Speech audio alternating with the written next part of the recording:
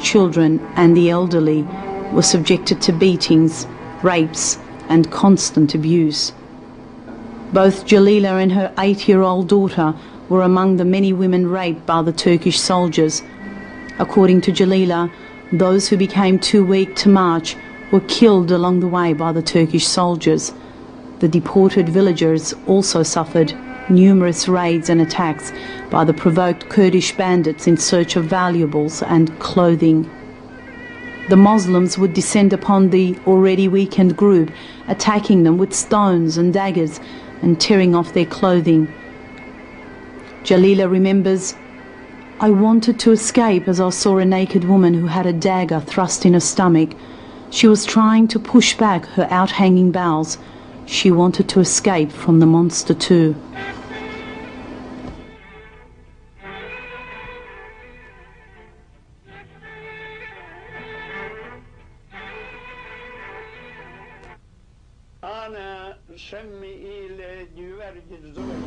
My name is Georgis Zorzan. I am about 100 years old. The Turks entered our village of Gerdiani. They were attacking our elderly with spears and swords. They burned our churches. They provoked the Kurds to take our women and rape them. They went to many families and forced them to become Muslims. And those that refused to convert were slaughtered. They made us drink water from the horses' buckets.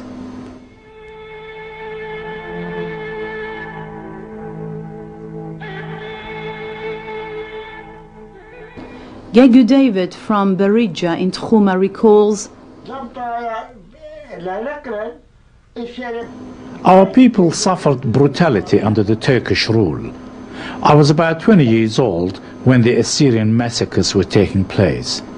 I was married. The Turks and Kurds killed 400 of our villagers and burned our churches and forced us out of our village. My friend Nisan was killed, but I was pleased that Yohanna was still alive during the attack. Nisan's wife, Hinne, was kidnapped. Many of our girls were forcefully taken by the Turks. Our villages were raided and we had to flee for our life. On the way, we abandoned my brother Elisha, who was sick, and his wife covered him and he died there."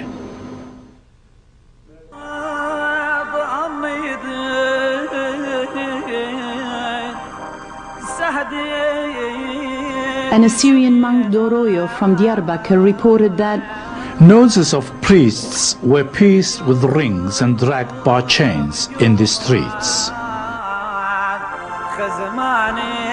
Pregnant women's wombs were slashed and their babies were ripped out and thrown against walls. Many virgins were committing suicide to avoid rape by the Turks. The elderly were killed brutally. Properties and lands were confiscated. Graves were upturned in order that any buried gold may be extracted from them. Tens of thousands of the villagers were violently and mercilessly driven out of their homes. I would not wish this Holocaust upon our enemies.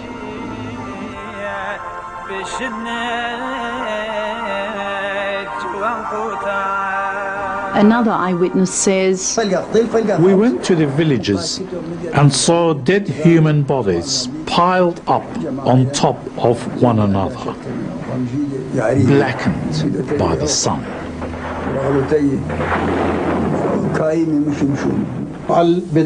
There was hunger and death. People of Bet Zabdeh left for Mosul. Groups upon groups fled to Mosul. I don't remember the massacre in Bogianus. I know that we could not defend ourselves from the Muslim Turks. In Hamisin, our people were attacked. Our women threw themselves into wells to escape kidnapping by the Muslim Turks. Some women were undressed and killed. Some were kidnapped, and others were burned in front of the church.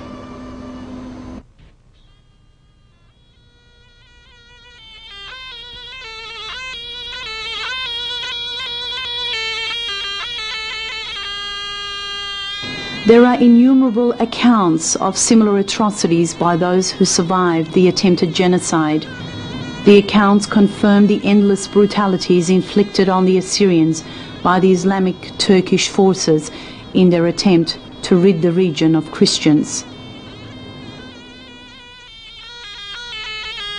Prior to World War I, Assyrians lived as one nation, numbering millions and inhabiting the more than 750 villages of the Taurus, Dorabdin, Hakkari, Botan, Tigris, Urmia and Mosul, and in the larger towns of Urhay, Diyarbakir, Mardin, Baghdad, Aleppo and Damascus.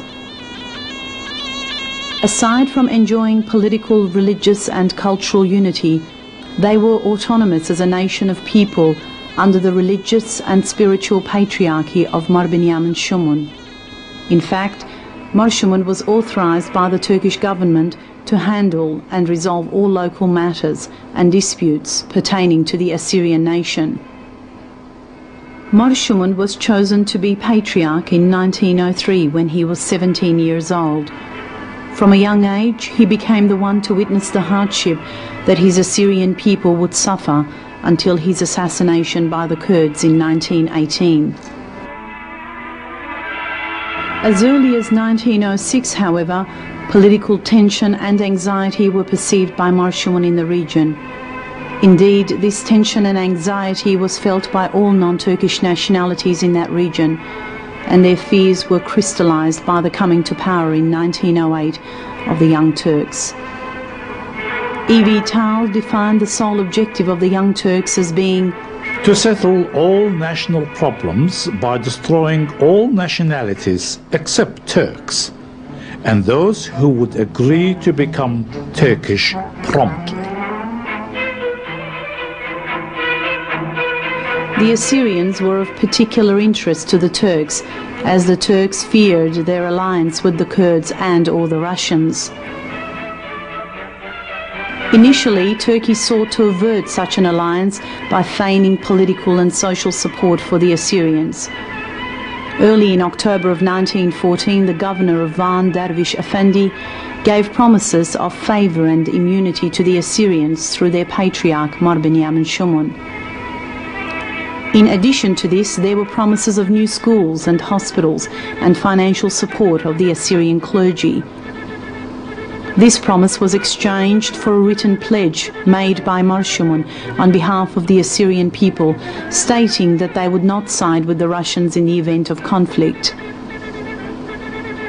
Such agreements clearly show that Turkey was at that time anticipating the commencement of conflict, and in particular of World War I. In fact, the Turkish Home Affairs Minister was reported to have revealed the intention of the Turks to utilize the ensuing war as a cover for their push towards ethnic cleansing. The cover of war, it was said, would allow them to rid their land of Christians and non-Turks without fear of international and political reprisals.